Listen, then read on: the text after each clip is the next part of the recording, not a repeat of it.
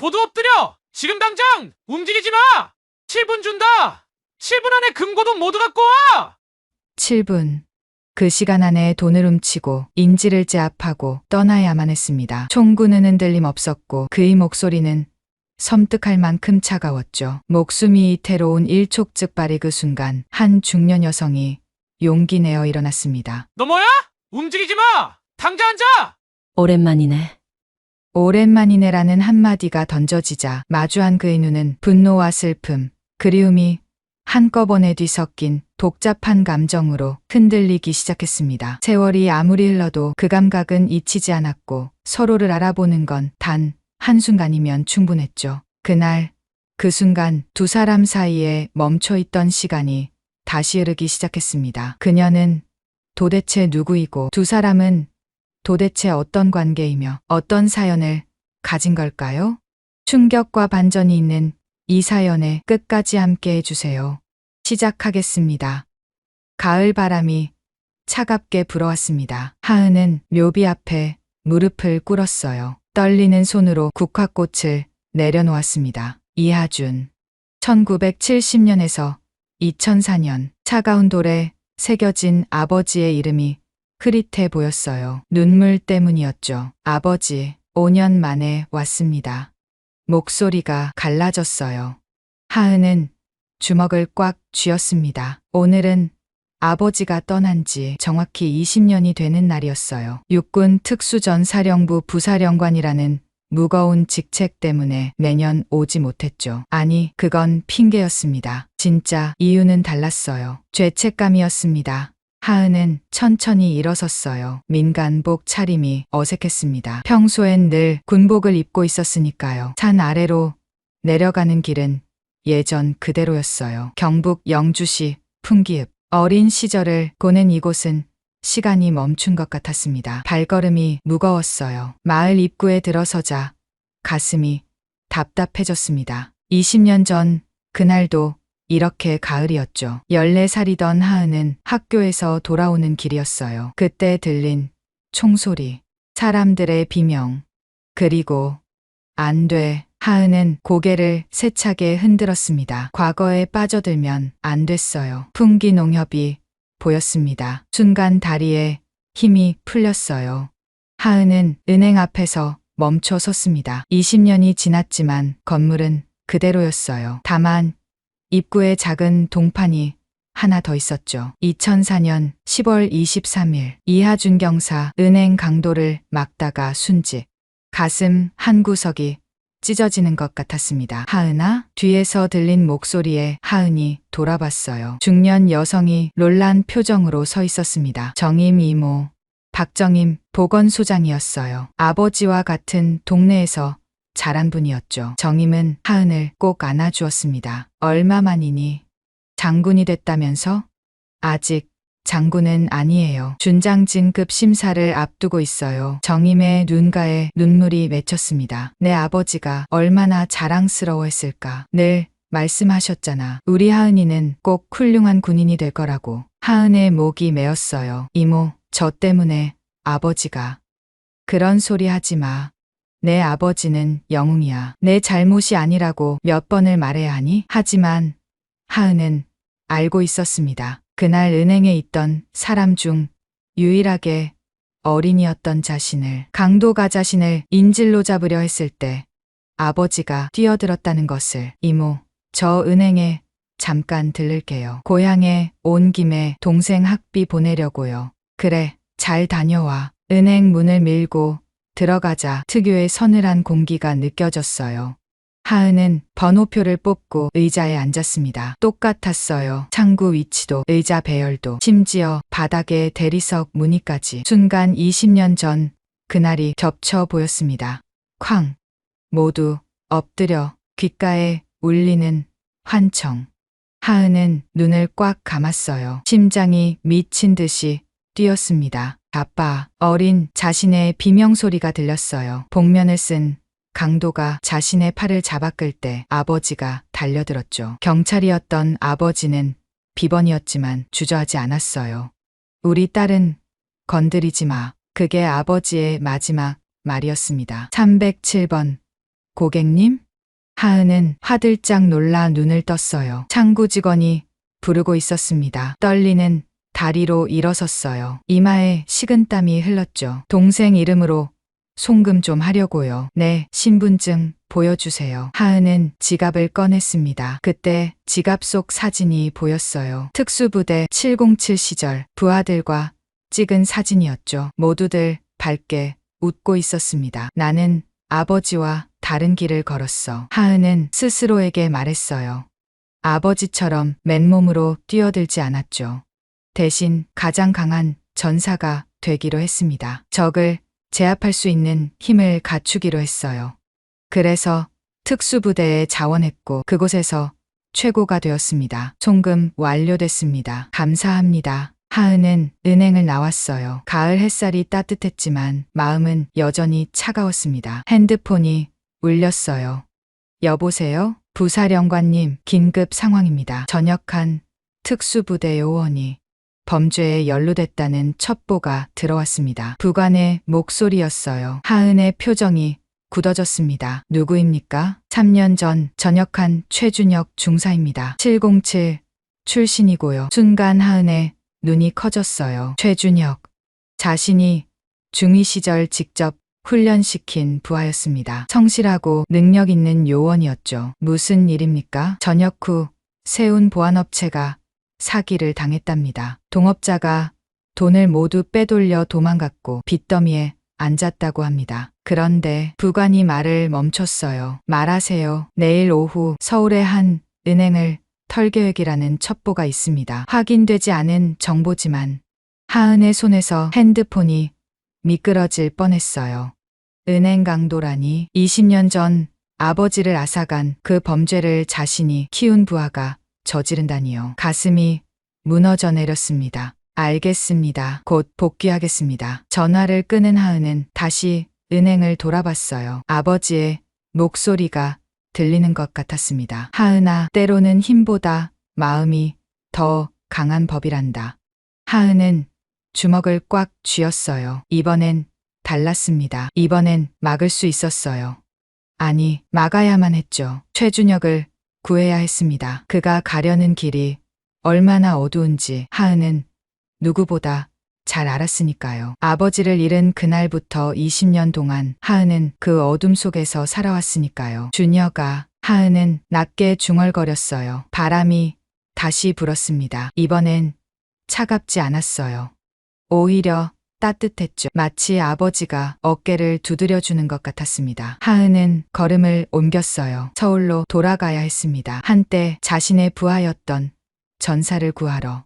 그리고 20년 전 끝내지 못한 이야기를 마무리하러. 이번엔 누구도 죽지 않을 거예요. 약속이었습니다. 서울의 오후 2시 하은은 민간복 차림으로 거리를 걸었습니다. 어제 고향에서 돌아온 뒤로 잠을 제대로 못 잤어요. 최준혁의 얼굴이 계속 떠올랐죠. 정보부에서 받은 첩보는 명확했습니다. 오늘 오후 3시 강남구의 한 은행.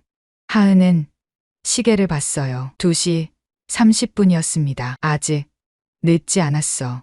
하은은 발걸음을 빨리 했어요. 은행이 보였습니다. 평범한 오후의 풍경이었어요. 사람들이 여유롭게 드나들고 있었죠. 아무도 곧 일어날 일을 모르고 있었습니다. 하은은 건너편 카페로 들어갔어요. 창가 자리에 앉아 은행을 지켜봤습니다. 커피를 시켰지만 한 모금도 마시지 못했어요. 손이 떨렸습니다. 제발 오지 마라. 마음속으로 빌었어요. 최준혁이 마음을 바꾸길, 이 미친 계획을 포기하길 간절히 바랐습니다. 2시 50분. 검은 후드를 입은 남자가 나타났어요. 하은의 심장이 멈춘 것 같았습니다. 걸음걸이만 봐도 알 수 있었어요. 특수부대 특유의 균형 잡힌 보폭. 시선을 분산시키는 자연스러운 머리 움직임. 최준혁이었습니다. 그는 잠시 은행 앞에서 멈췄어요. 주변을 살피는 듯했죠. 하은은 숨을 죽였습니다. 준혁의 어깨가 올라갔다가 내려갔어요. 심호흡을 하는 거였죠. 그리고는 은행 문을 밀고 들어갔습니다. 안 돼. 하은은 자리에서 벌떡 일어났어요. 하지만 곧 주저앉았습니다. 지금 뛰어들면 상황이 더 악화될 수 있었어요. 특수부대원의 예측 불가능한 반응은 위험했으니까요. 3시 정각. 은행 안에서 비명소리가 들렸습니다. 하은은 카페를 뛰쳐나갔어요. 은행으로 달려가다가 유리문 너머로 보이는 광경에 얼어붙었습니다. 준혁이 권총을 들고 있었어요. 모두 엎드려 지금 당장. 날카로운 외침이 유리문을 뚫고 나왔습니다. 사람들이 비명을 지르며 바닥에 엎드렸어요. 하은의 머릿속이 하얘졌습니다. 20년 전과 똑같았어요. 그때도 이랬습니다. 강도가 소리를 지르고 사람들이 겁에 질려 엎드렸죠. 어린 하은도 그 중 하나였고요. 아니야. 이번엔 달라. 하은은 정신을 차렸어요. 지금의 자신은 그때와 달랐습니다. 무력한 아이가 아니라 훈련받은 전사였어요. 조심스럽게 은행으로 다가갔습니다. 준혁이 문을 잠그는 게 보였어요. 체계적인 움직임이었죠. 출입구 확보, 시야 차단, 퇴로 계산, 모든 게 교범대로였습니다. 하은은 옆문으로 돌았어요. 직원 출입구가 있을 거였죠. 역시나 있었지만 안에서 잠겨 있었습니다. 창문으로 안을 들여다봤어요. 준혁이 은행 중앙에 서 있었습니다. 후드는 여전히 깊게 눌러쓰고 있었지만 턱선이 보였어요. 깎아지른 듯한 턱. 한때 하은이 최고의 전사라고 칭찬했던 그 부하가 맞았습니다. 7분이다. 7분 안에 금고의 돈을 모두 가져와. 준혁의 목소리가 들렸어요. 떨림이 없었습니다. 차갑고 정확했죠. 하은은 입술을 깨물었어요. 7분. 특수부대의 기본 작전 시간이었습니다. 경찰이 도착하기 전에 임무를 완수하는 최적의 시간이었죠. 준혁은 그걸 정확히 알고 있었어요. 어떻게 해야 하지? 하은의 머릿속이 빠르게 돌아갔습니다. 정면 돌파는 위험했어요. 준혁의 실력을 알기에 더욱 그랬죠. 인질이 다칠 수 있었습니다. 그때였어요. 제발 심장약을. 늙은 목소리가 들렸습니다. 하은이 다시 창문으로 봤어요. 백발의 노인이 가슴을 움켜쥐고 있었습니다. 얼굴이 창백했어요. 옆에 있던 젊은 여자가 울먹였죠. 할아버지가 심장이 안 좋으세요. 약을 드셔야 해요. 준혁이 돌아봤습니다. 움직이지 마. 제발요. 죽을 것 같다고요. 여자가 소리쳤어요. 준혁이 잠시 망설이는 게 보였습니다. 하은은 결심했어요. 지금이었습니다. 하은은 정문으로 돌아갔어요. 문을 두드렸습니다. 저 안에 있는 사람입니다. 의사예요. 환자를 도와야 해요. 거짓말이었지만 어쩔 수 없었어요. 준혁이 문 쪽을 봤습니다. 총구는 여전히 사람들을 향하고 있었죠. 누구냐? 의사입니다. 밖에서 상황을 봤어요. 제가 들어가서 도와야 해요. 긴 침묵이 흘렀습니다. 하은의 손바닥에 땀이 배었어요. 준혁이 자신을 알아볼까봐 걱정됐습니다. 3년이 지났지만 특수부대원의 기억력은 뛰어났으니까요. 문이 조금 열렸어요. 천천히 들어와. 손은 머리 위로. 하은은 지시대로 했습니다. 고개를 숙이고 천천히 들어갔어요. 은행 안은 공포로 가득했습니다. 사람들이 바닥에 엎드려 몸을 떨고 있었어요. 어린아이의 울음소리도 들렸죠. 하은의 가슴이 조여왔습니다. 20년 전 자신도 저랬어요. 바닥에 엎드려 무서워 떨었죠. 그때 아버지가 없었다면 빨리 움직여. 준혁의 고함에 하은이 정신을 차렸어요. 노인에게 다가갔습니다. 괜찮으세요? 노인은 대답 대신 헐떡였어요. 하은은 맥박을 확인했습니다. 빠르지만 위험한 수준은 아니었어요. 공포로 인한 발작인 것 같았죠. 심호흡하세요. 천천히. 하은은 노인을 진정시켰어요. 그러면서 슬쩍 준혁을 봤습니다. 가까이서 본 준혁은 많이 변해 있었어요. 한때 날카롭던 눈빛이 지금은 절망으로 가득했습니다. 광대뼈가 튀어나올 정도로 야위었고 손에는 미세한 떨림이 있었어요. 뭐가 너를 이렇게 만들었니? 하은의 마음이 아팠습니다. 그때 준혁과 눈이 마주쳤어요. 시간이 멈춘 것 같았습니다.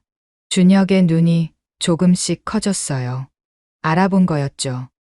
3년의 시간도 민간복도 속일 수 없었습니다. 당신. 준혁의 목소리가 갈라졌어요. 707인가? 단도직입적인 질문이었습니다. 하은은 천천히 일어섰어요. 더 이상 숨길 필요가 없었죠. 오랜만이네. 준혁. 준혁의 총을 든 손이 흔들렸어요. 중대장님. 그 한마디에 모든 게 담겨 있었습니다. 존경과 배신감, 그리움과 분노가 뒤섞인 복잡한 감정이었죠. 이러지 마. 아직 늦지 않았어. 하은은 한 걸음 다가갔어요. 준혁이 총을 들어 올렸습니다. 가까이 오지 마세요. 너는 이런 사람이 아니잖아. 날 아세요? 절 아신다고요? 준혁이 비웃었어요. 3년이에요. 3년 동안 연락 한 번 없었잖아요. 제가 어떻게 살았는지, 뭘 겪었는지 아세요? 하은은 대답할 수 없었습니다. 맞는 말이었어요. 전역하는 부하들에게 관심을 가져야 했는데 바쁘다는 핑계로 외면했죠. 미안하다. 미안하다고요? 준혁의 목소리가 높아졌어요. 그 말로 끝이에요? 전 모든 걸 잃었어요. 전우라고 믿었던 놈들에게 배신당하고 돈도 명예도 다 잃었다고요. 눈물이 준혁의 뺨을 타고 흘렀습니다. 하은의 가슴이 찢어지는 것 같았어요. 그때 멀리서 사이렌 소리가 들렸습니다. 준혁의 얼굴이 굳어졌어요. 시간이 없었죠. 그가 다시 은행원들을 향해 소리쳤습니다. 빨리 돈을 가져와. 준혁아, 제발. 닥쳐요. 준혁이 절규했어요. 중대장님은 모르잖아요. 배고픔이 뭔지, 절망이 뭔지, 가족들 얼굴을 못 보는 게 뭔지 모르잖아요. 하은은 그 말에 얼어붙었습니다. 가족. 20년 전 아버지를 잃은 그날부터 하은도 가족의 의미를 잃어버렸어요. 어머니는 충격으로 건강을 잃었고 동생들은 뿔뿔이 흩어졌죠. 나도 알아. 하은은 낮게 말했어요. 나도 다 잃어봤어. 가장 소중한 사람을 이런 곳에서 이런 식으로. 준혁이 멈칫했습니다. 바로 그때였어요. 유리문 밖에 경찰차들이 멈춰 섰습니다. 시간이 다 됐어요. 경찰 사이렌이 점점 가까워졌습니다. 준혁의 얼굴에 땀이 흘렀어요. 그는 창밖을 힐끗 봤다가 다시 하은을 노려봤습니다. 총을 든 손이 미세하게 떨렸죠. 물러서요, 중대장님. 목소리가 갈라졌어요. 하은은 그 목소리에서 깊은 절망을 느꼈습니다. 한때 가장 용감했던 전사가 이렇게 무너져 있었어요. 바로 그때였습니다. 노인이 다시 신음했어요. 얼굴이 더욱 창백해졌습니다. 옆에 있던 손녀로 보이는 여자가 울부짖었죠. 할아버지, 할아버지.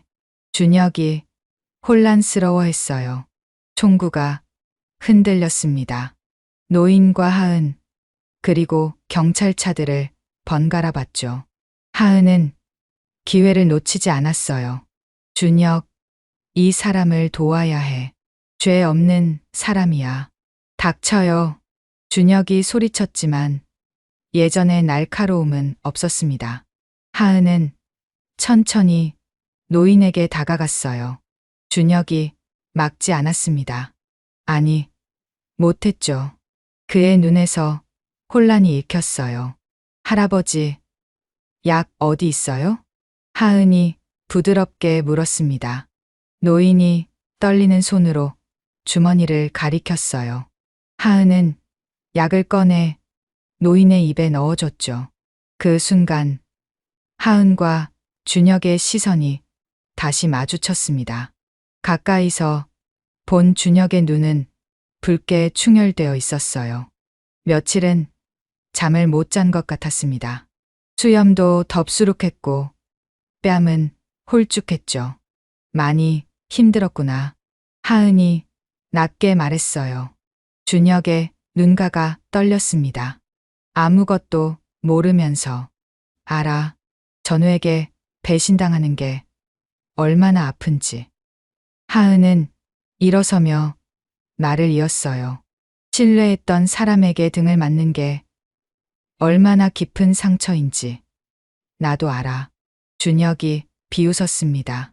중대장님이 뭘 안다고요? 항상 완벽했잖아요. 최고의 전사, 최고의 지휘관, 실패가 뭔지도 모르는 사람이 내가 왜 특수부대에 들어왔는지 알아? 하은의 갑작스러운 질문에 준혁이 멈칫했어요.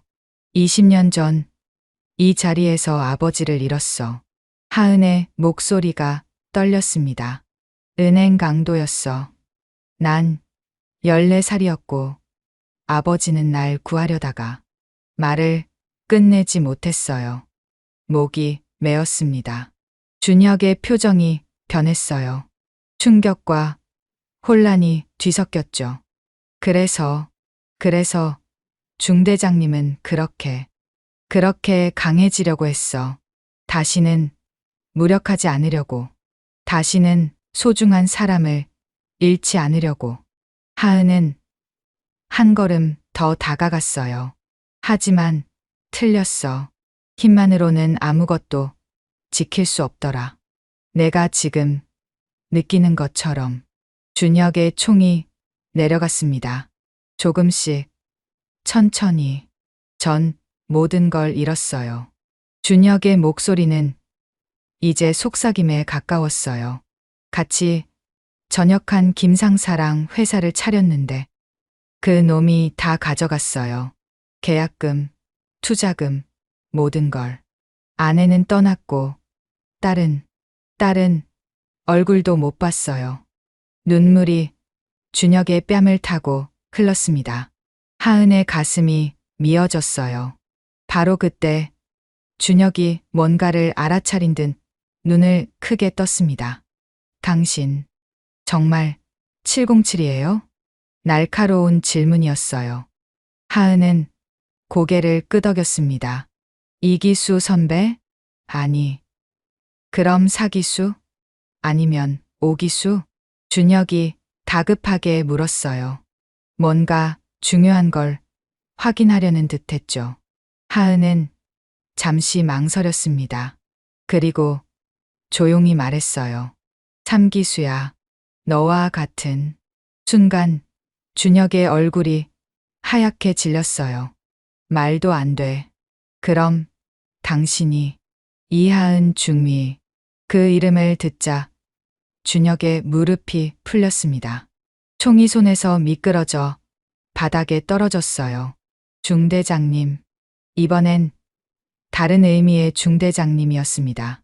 단순한 계급이 아니라 진짜 자신의 상관이었던 사람.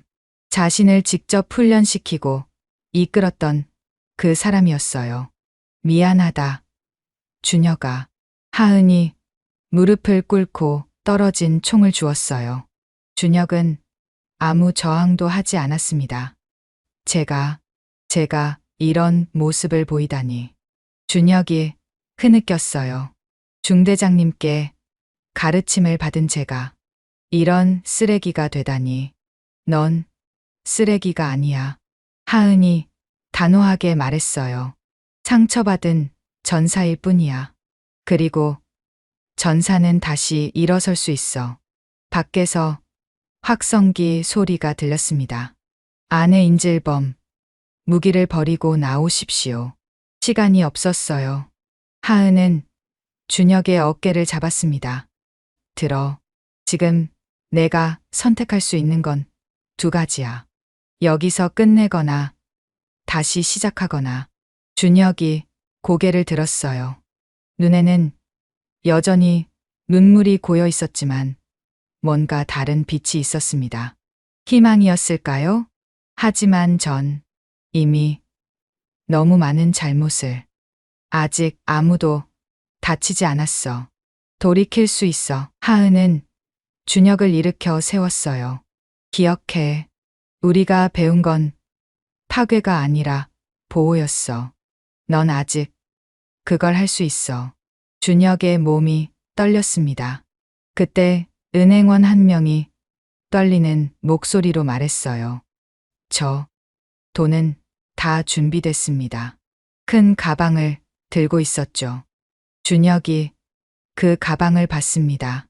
그리고 하은을 봤어요. 그리고 다시 가방을. 선택의 순간이었습니다. 하은은 아무 말도 하지 않았어요. 이건 준혁이 스스로 결정해야 할 일이었습니다. 긴 침묵이 흘렀습니다. 그리고 준혁이 입을 열었어요. 필요 없습니다. 은행원이 놀란 표정을 지었죠. 준혁은 계속 말했습니다. 다들 일어나세요. 죄송합니다. 사람들이 조심스럽게 일어났어요. 여전히 겁에 질려 있었지만 상황이 바뀐 걸 느꼈죠. 준혁이 하은을 봤습니다. 전 어떻게 해야 하죠? 먼저 나가자. 손은 머리 위로 올리고. 예. 준혁이 고개를 끄덕였어요. 그런데 문득 뭔가 생각난 듯 주머니를 뒤적였습니다. 낡은 사진 한 장이 나왔어요. 이거 중대장님과 찍은 사진이에요. 제대하던 날. 사진 속에는 젊은 하은과 준혁, 그리고 동료들이 웃고 있었습니다. 모두 밝은 표정이었죠. 미래에 대한 희망으로 가득했던 그날. 항상 지니고 다녔어요. 이때로 돌아가고 싶어서. 준혁의 목소리가 떨렸어요. 하은은 사진을 받아 들었습니다. 가슴 한구석이 뜨거워졌어요. 돌아갈 순 없어. 하지만 다시 시작할 순 있어. 정말 다시 시작할 수 있을까요? 내가 보장한다. 전사의 명예를 걸고. 준혁의 눈에서 뭔가 단단한 결의가 보였습니다. 두 사람은 함께 은행 문을 향해 걸었어요. 밖에는 경찰들이 총을 겨누고 있었죠. 하지만 하은은 두렵지 않았습니다. 옆에 있는 준혁도 마찬가지였어요. 그들은 전사였으니까요. 상처받았지만 부러지지 않은 전사. 은행 문이 천천히 열렸습니다. 바깥의 찬 공기가 얼굴을 때렸어요. 수십 명의 경찰이 총을 겨누고 있었습니다. 빨간 레이저 조준점이 준혁의 가슴과 머리를 향했죠. 무기 버려. 손 머리 위로. 확성기에서 날카로운 명령이 터져 나왔어요. 준혁의 몸이 굳어졌습니다. 본능적으로 뒤로 물러서려 했어요. 특수부대 출신의 반사적인 행동이었죠. 하은이 준혁의 팔을 잡았습니다. 괜찮아. 내가 있잖아. 부드럽지만 단호한 목소리였어요. 준혁은 떨리는 숨을 내쉬며 고개를 끄덕였습니다. 두 사람이 함께 밖으로 나왔어요. 저는 육군 특수전사령부 이하은 부사령관입니다. 하은이 크게 외쳤어요. 이 사람은 제 부하였습니다. 지금 자수하는 중입니다. 경찰들이 웅성거렸습니다. 현장 지휘관이 무전기로 뭔가 확인하는 게 보였어요. 정지. 거기서 한 형사가 다가왔습니다. 하은은 천천히 신분증을 꺼냈어요. 형사가 확인하는 동안 준혁은 고개를 숙인 채 서 있었습니다. 진짜 부사령관님이시군요. 하지만 이 사람은 제가 책임집니다. 하은이 말을 잘랐어요. 이 사람은 국가를 위해 싸운 전사입니다. 잠시 길을 잃었을 뿐이에요. 형사는 난감한 표정을 지었습니다. 그때 준혁이 입을 열었어요. 제가 한 짓입니다. 변명의 여지가 없어요. 목소리가 떨렸지만 분명했습니다. 체포해 주세요. 죗값을 받겠습니다. 준혁이 스스로 두 손을 앞으로 내밀었어요. 형사가 수갑을 꺼내려는 순간 하은이 막았습니다. 잠깐만요. 마지막으로 할 말이 있을 겁니다. 형사가 잠시 망설이다가 고개를 끄덕였어요. 준혁이 하은을 봤습니다. 눈에 눈물이 고였어요. 중대장님, 죄송합니다. 아니야, 내가 미안해.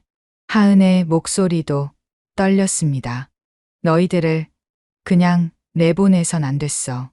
민간에서 어떻게 살아야 할지, 누가 도와줄지 알려줬어야 했는데. 준혁이 고개를 저었어요. 제 선택이었어요.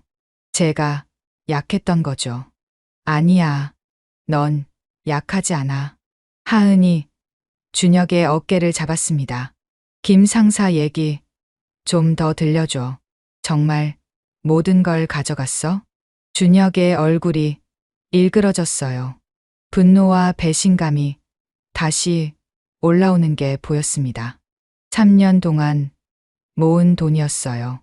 아내가 새벽에 식당 일까지 하면서 모은 돈. 목소리가 갈라졌어요. 2억이었습니다. 보안업체 설립 자금으로 쓰려고 했는데 김 상사가 투자를 받아왔다면서 계약서에 사인만 하면 된다고 했어요. 준혁의 주먹이 떨렸습니다. 알고 보니 제 이름으로 대출을 받은 거였어요. 회사 도장까지 위조해서 돈을 다 빼돌리고 잠적했죠. 경찰에 신고했지만 찾을 수 없대요. 하은의 가슴이 답답해졌어요. 함께 생사를 넘나든 전우에게 이런 배신을 당하다니 얼마나 절망적이었을까요. 아내는 못 견디고 떠났어요. 딸을 데리고 양육비도 못 주는 아빠는 필요 없다면서. 준혁이 주머니를 뒤적였어요. 또 다른 사진이 나왔습니다. 어린 여자아이의 사진이었어요. 수진이에요. 올해 5살. 얼굴도 제대로 못 봤어요. 눈물이 준혁의 뺨을 타고 흘렀습니다. 딸 앞에서라도 떳떳한 아빠가 되고 싶었는데 이제 전과자 아빠가 되는 거네요. 순간 하은의 안에서 뭔가가 끊어지는 느낌이었어요. 20년 전 아버지를 잃고 무너진 가정. 어머니의 눈물, 뿔뿔이 흩어진 동생들. 그 아픔을 준혁의 딸도 겪게 되는 건가요? 안 돼. 하은이 단호하게 말했어요. 내 딸은 그런 아픔을 겪으면 안 돼. 형사에게 돌아섰습니다. 이 사람의 변호를 제가 맡겠습니다. 최고의 변호사를 선임할 거예요. 부사령관님. 준혁이 놀라서 하은을 봤어요. 그리고 김 상사도 찾겠습니다. 군 정보망을 총동원해서라도. 하은의 눈이 날카롭게 빛났어요. 감히 내 부하를 건드렸으니까. 형사가 한숨을 쉬었습니다. 일단 연행은 해야 합니다. 절차가 있으니까요. 알겠습니다. 하은이 고개를 끄덕였어요. 그리고 준혁을 봤습니다. 준혁아, 기억해. 넌 혼자가 아니야. 중대장님, 누나라고 불러. 이제 군인이 아니니까. 준혁의 입술이 떨렸어요. 유나, 그 한마디에 많은 감정이 담겨 있었습니다. 고마움, 미안함, 그리고 희망. 수갑이 준혁의 손목에 채워졌어요. 차가운 쇠의 감촉에 준혁이 움찔했습니다. 하지만 이번엔 도망치지 않았어요. 당당하게 받아들였죠. 한 가지만 더 말해도 될까요? 준혁이 형사에게 물었어요. 형사가 고개를 끄덕이자 준혁은 은행 쪽을 돌아봤습니다. 죄송합니다. 크게 외쳤어요. 제가 한 일로 무서워하셨을 모든 분들께 사과드립니다. 깊이 허리를 숙였습니다. 그때 놀라운 일이 일어났어요. 은행에서 나온 사람들이 하나둘 박수를 치기 시작했습니다. 처음엔 한두 명이었지만 곧 여러 명이 함께 했죠. 괜찮아요. 힘내세요. 따뜻한 목소리들이 들렸어요. 준혁이 놀라서 고개를 들었습니다. 눈물로 흐릿한 시야에 사람들의 얼굴이 보였어요. 두려움 대신 연민이 있었습니다. 분노 대신 용서가 있었어요. 고맙습니다. 정말 고맙습니다. 준혁이 또다시 고개를 숙였어요. 하은은 그 모습을 보며 확신했습니다. 준혁은 다시 일어설 거예요. 넘어졌지만 끝나지 않았죠. 경찰차에 타기 전 준혁이 마지막으로 하은을 봤습니다.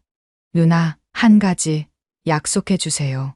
뭐든지 제가 나오면 다시 받아주세요. 누나 밑에서 다시 배우고 싶어요. 이번엔 제대로. 하은이 미소 지었어요. 따뜻한 미소였습니다. 기다리고 있을게. 우리 부대는 언제나 전우에게 열려 있으니까. 경찰차가 출발했어요. 준혁은 뒷좌석에서 계속 하은을 바라봤습니다. 작아지는 하은의 모습을 눈에 담았죠. 하은도 차가 사라질 때까지 그 자리에 서 있었어요. 핸드폰이 울렸습니다. 네, 부사령관입니다. 상황 보고 받았습니다. 큰일 없이 해결됐다니 다행입니다. 사령관의 목소리였어요. 죄송합니다. 제 부하가. 아닙니다. 잘하셨어요. 그런데 김 상사건 정말 조사하실 겁니까? 하은의 눈이 차갑게 빛났어요. 반드시 찾을 겁니다. 알겠습니다. 정보부에 협조 요청하죠.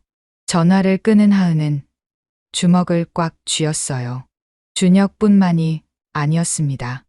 얼마나 많은 전역 군인들이 이런 어려움을 겪고 있을까요? 하은은 결심했어요. 이번 일을 계기로 전역 군인들을 위한 체계적인 지원 시스템을 만들기로. 다시는 준혁 같은 전사가 나오지 않도록 하늘을 올려다봤습니다. 구름 사이로 햇빛이 비치고 있었어요. 아버지, 오늘 한 명을 구했습니다. 낮게 중얼거렸어요. 이번엔 총이 아니라 마음으로. 따뜻한 바람이 불었습니다. 마치 대답처럼. 6개월 후 봄. 하은은 강당 뒤편에 조용히 서 있었어요. 앞쪽 단상에는 한 남자가 마이크를 잡고 있었습니다. 최준혁이었어요. 정장을 입은 그의 모습은 6개월 전과 완전히 달랐습니다. 야위었던 뺨에는 혈색이 돌았고 구부정했던 어깨는 꼿꼿했어요. 무엇보다 눈빛이 달랐죠. 절망 대신 희망이 있었습니다. 저는 특수부대 출신입니다. 그리고 6개월 전 은행 강도를 시도했었죠. 강당이 조용해졌어요. 200명이 넘는 전역 군인들이 준혁을 주목했습니다. 오늘은 전역 군인 재활 프로그램의 첫날이었어요. 여러분 중에도 저 같은 사람이 있을 겁니다. 전역 후 길을 잃은 사람들, 민간 사회에 적응하지 못한 사람들. 준혁의 목소리는 차분했어요. 하지만 그 안에는 진심이 묻어났습니다. 전 운이 좋았습니다. 저를 포기하지 않은 사람을 만났으니까요. 준혁이 하은이 있는 쪽을 슬쩍 봤어요. 하은은 작게 고개를 끄덕였습니다. 지난 6개월은 기적 같은 시간이었어요. 하은의 도움으로 준혁은 집행유예를 받았습니다. 실제로 아무도 다치지 않았고 자수했다는 점이 크게 작용했죠. 무엇보다 하은이 직접 나서서 탄원했어요. 그리고 김 상사도 찾았습니다. 군 정보부의 협조로 3주 만에 체포됐어요. 필리핀에 숨어 있었죠. 준혁의 돈뿐만 아니라 다른 전우들의 돈도 가로챈 것으로 밝혀졌습니다. 저처럼 실수하지 마세요. 준혁이 계속 말했어요. 힘들면 도움을 청하세요. 우리에겐 전우가 있습니다. 서로가 서로의 버팀목이 되어줄 수 있어요. 박수가 터져 나왔습니다. 하은은 미소를 지었어요. 준혁이 정말 많이 변했습니다. 이제는 다른 사람들을 돕는 사람이 되었죠. 강연이 끝나고 준혁이 다가왔어요. 누나, 어땠어요? 훌륭했어. 정말로. 준혁의 얼굴이 밝아졌습니다. 아이 같은 표정이었어요. 형이 만들어준 이 프로그램 정말 대단해요. 얼마나 많은 사람들이 도움을 받을지. 내가 시작이야. 내가 본보기가 되는 거지. 두 사람은 함께 강당을 나왔어요. 봄 햇살이 따뜻했습니다. 참, 이거. 준혁이 봉투를 하나 꺼냈어요. 뭐야? 김 상사한테 받은 배상금 일부예요. 변호사 비용이라도 갚아야죠. 하은이 고개를 저었습니다. 필요 없어. 그 돈으로 가족들과 시간을 보내. 하지만 대신 한 가지 부탁이 있어. 하은이 준혁을 봤어요. 이 프로그램의 멘토가 되어줘. 내 경험이 많은 사람들에게 희망이 될 거야. 준혁의 눈이 커졌습니다. 제가요? 그래. 넘어졌다가 다시 일어선 사람만이 할 수 있는 얘기가 있어. 준혁이 입술을 깨물었어요. 눈가가 붉어졌습니다. 누나, 정말 어떻게 감사해야 할지. 감사는 행동으로 보여줘. 다른 전우들을 도와주는 걸로. 준혁이 힘차게 고개를 끄덕였어요. 그때 누군가 뛰어오는 소리가 들렸습니다. 아빠. 어린 여자아이였어요. 준혁의 얼굴이 환하게 밝아졌습니다. 수진아. 준혁이 딸을 번쩍 안아 올렸어요. 아이가 까르르 웃었습니다. 뒤따라 온 여자가 미소 지으며 다가왔죠. 여보, 수고했어요. 준혁의 아내였습니다. 3개월 전 다시 만났다고 들었어요. 준혁이 변하는 모습을 보고 마음을 열었다고 했죠. 누나, 제 가족이에요. 준혁이 자랑스럽게 소개했습니다. 안녕하세요. 남편한테 많이 들었어요. 은인이시라고. 아내가 깊이 인사했어요. 하은은 손을 저었습니다. 아니에요. 준혁이 스스로 일어선 거예요. 수진이가 하은을 올려다 봤어요. 언니도 군인이에요? 응, 그래. 우리 아빠처럼 멋있는 군인이에요? 하은이 웃었습니다. 아빠가 더 멋있어. 아빠는 용감한 사람이거든. 수진이가 아빠를 꼭 안았어요. 준혁의 눈에서 눈물이 흘렀습니다. 행복한 눈물이었어요. 누나, 저희 집에 저녁 드시러 오세요. 아내가 요리를 정말 잘해요. 다음에, 오늘은 가족끼리 시간을 보내. 준혁의 가족이 떠나는 모습을 보며 하은은 깊은 안도감을 느꼈어요. 한 가정을 구했습니다. 아니, 준혁이 스스로를 구했고 하은은 그저 도왔을 뿐이었죠. 핸드폰이 울렸어요. 여보세요? 언니, 아버지 기일 잊지 않았지? 동생의 목소리였습니다. 알아. 이번엔 꼭 갈게. 이번엔 정말이지? 약속해.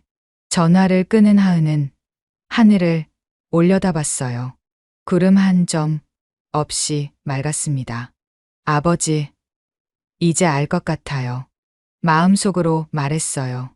힘으로 막는 것보다 마음으로 구하는 게 더 어렵다는 걸. 하지만 그게 진짜 강함이라는 걸. 바람이 불었습니다. 따뜻한 봄바람이었어요. 저녁이 되었습니다. 하은은 사무실에서 서류를 정리하고 있었어요. 저녁 군인 지원센터 설립 계획서였습니다. 준혁의 일을 계기로 만들기로 한 프로젝트였죠. 똑똑 들어오세요. 문이 열리고 부관이 들어왔어요. 부사령관님, 이거 보셨어요? 신문을 건넸습니다. 일면에 큰 기사가 실려 있었어요. 저녁 군인의 눈물. 이제는 희망으로. 최준혁 씨의 재기 스토리. 기사에는 준혁의 인터뷰가 실려 있었습니다. 그리고 마지막 부분에는 이런 말이 있었어요. 저를 포기하지 않은 선배님께 감사드립니다. 이제 저도 누군가의 희망이 되고 싶습니다. 하은은 신문을 내려놓았어요. 가슴이 뜨거워졌습니다. 부사령관님? 아, 미안. 잠깐 생각을 했어. 하은은 창밖을 봤어요. 노을이 지고 있었습니다. 붉은 하늘이 20년 전 그날을 떠올리게 했어요. 하지만 이제는 아프지 않았습니다. 아버지의 희생이 헛되지 않았으니까요. 하은도 이제 누군가를 구할 수 있게 되었으니까요. 총이 아닌 마음으로, 폭력이 아닌 사랑으로. 부관, 내일 일정이 어떻게 되지? 오전에 회의가 있고 오후는 비어 있습니다. 오후에 영주에 다녀올게. 아버지, 산소에. 네, 알겠습니다. 부관이 나간 후 하은은 서랍에서 사진을 꺼냈어요. 아버지와 찍은 마지막 사진이었습니다. 14살의 하은이 아버지 옆에서 환하게 웃고 있었어요. 아버지, 드디어 약속을 지켰어요. 사진 속 아버지도 웃고 있는 것 같았습니다. 자랑스러워하는 것 같았어요. 밤이 깊어갔습니다. 하지만 하은의 마음은 그 어느 때보다 밝았어요. 내일은 더 많은 전우들을 도울 수 있을 테니까요. 재밌으셨나요? 한 사람의 인생을 책임지고 변화될 수 있도록 도움을 주는 건 의미 깊은 행동이라는 것을 느끼게 됩니다. 우리도 누군가의 하은이 되고 때로는 도움을 받는 준혁이 된다면 세상이 조금 더 아름다울 듯합니다. 이 사연이 즐겁고 감동이 되셨다면 구독과 좋아요 부탁드립니다. 다음에 더 좋은 사연으로 찾아뵙겠습니다. 감사합니다.